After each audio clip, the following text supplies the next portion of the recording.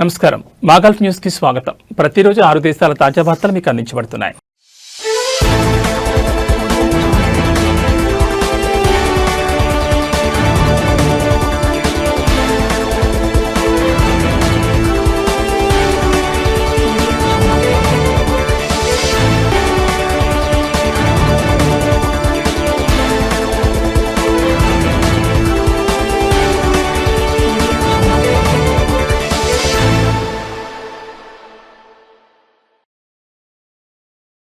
నార్తల్ బతీనా గవర్నరేట్లోని లివా విలాయత్లో ఘోర రోడ్డు ప్రమాదం చోటు చేసుకుంది। 3 వాహనాలు పరస్పరం ఢీకొన్నాయి। సమాచారం అందగానే సివిల్ డిఫెన్స్ మరియు అంబులెన్స్ అథారిటీకి చెందిన సహాయక బృందాలు సంఘటనా స్థలానికి చేరుకున్నాయి।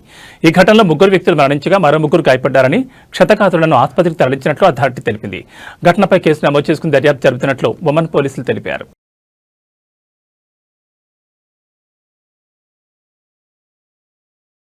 ప్రతి సంవత్సరం ఫిబ్రవరి 2వ మంగళవారం వచ్చే ఖతార్ జాతీయ క్రీడా దినోత్సవం సందర్భంగా ఫిబ్రవరి 10న అధికారిక సెలవు దినంగా ప్రకటించారు।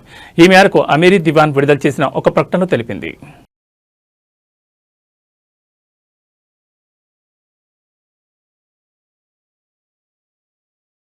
సౌదీ అరేబియాలో రోడ్ సేఫ్టీ రేట్ 70% పెరిగింది। అదే సమయంలో ట్రాఫిక్ సామర్థ్యాన్ని మెరుగుపరచడానికి 43 ట్రాఫిక్ సిగ్నల్స్ తొలగించడంతో పాటు భద్రతా ప్రమాణాలకు అనుగుణంగా 367 కొత్త ఫుట్ ఓవర్ క్రాసింగ్లను అమలు చేస్తున్నట్లు తూర్పు ప్రావిన్స్ మేయర్టీ ప్రకటించింది।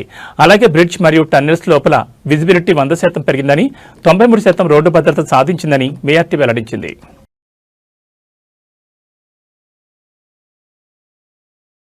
UAE lottery lucky day draw ఫలితాలను ప్రకటించారు। ఇందులో 4 ప్లేయర్స్ ఒక్కొక్కరు 1,00,000 దిర్హాములు గెలుచుకున్నారు। 3 విజేతలు లక్కీ ఛాన్స్ విభాగంలో ఎంపిక కాగా ఒకరు 5 రోజుల సంఖ్యలు మరియు నెల సంఖ్యను సరిపోల్చడం ద్వారా విజేతగా నిలిచారు।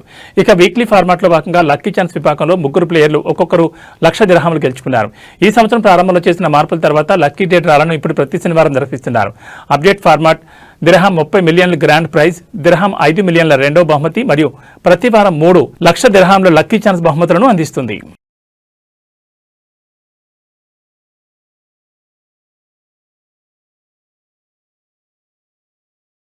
బహ్రెయిన్, యునైటెడ్ అరబ్ ఎమిరేట్స్ మధ్య అబుదాబిలో మొదటి వ్యూహాత్మక ఆర్థిక చర్చలు జరిగాయి। ఇది 2 దేశాల మధ్య ఆర్థిక సహకారాన్ని బలోపేతం చేయడంలో ఒక ముఖ్యమైన అడుగుగా భావిస్తున్నారు। బహ్రెయిన్ ప్రతినిధి బృందానికి ఆర్థిక మరియు జాతీయ ఆర్థిక మంత్రిత్వ శాఖలో ఆర్థిక వ్యవహారాల అండర్ సెక్రటరీ యూసిఫ్ అబ్దుల్లా అల్ హమూద్ నాయకత్వం వహించగా, యూఏఈ తరపున ఆర్థిక మంత్రిత్వ శాఖ అండర్ సెక్రటరీ యూనిస్ హదీ అల్ ఖౌరీ నాయకత్వం వహించారు।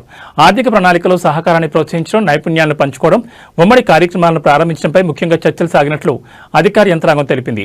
2 దేశాల మధ్య ఆర్థిక భాగస్వామ్యాన్ని ముఖ్యంగా హెల్త్, గృహ నిర్మాణం, పవర్, నీరు, మౌలిక సదుపాయాలు మరియు రవాణా వంటి కీలక రంగాల్లో అబుదాబి ఫండ్ ఫర్ డెవలప్మెంట్ ద్వారా నిధులు సమకూర్చబడిన ప్రాజెక్టులపై వారు సమీక్షించారు।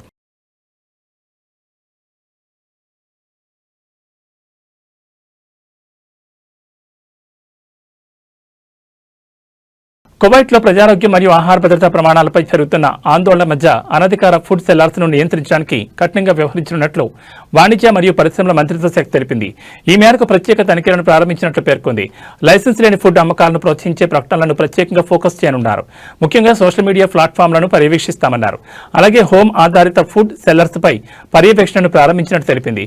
ఫుడ్ సెల్లర్స్ అవసరమైన లైసెన్సులను సంబంధిత అథారిటీల నుంచి తప్పనిసరిగా పొందాలని, లేదంటే ఉల్లంఘనల తీవ్రతను బట్టి జరిమానాలు, జైలు శిక్ష లేదా రెండూ ఉండొచ్చని మంత్రిత్వ శాఖ హెచ్చరించింది। హోమ్ ఆధారిత ఫుడ్ సెల్లర్స్ అవసరమైన లైసెన్సులను పొందడం ద్వారా వారి కార్యకలాపాలను క్రమబద్ధీకరించుకోవాలని అధికారులు సూచించారు।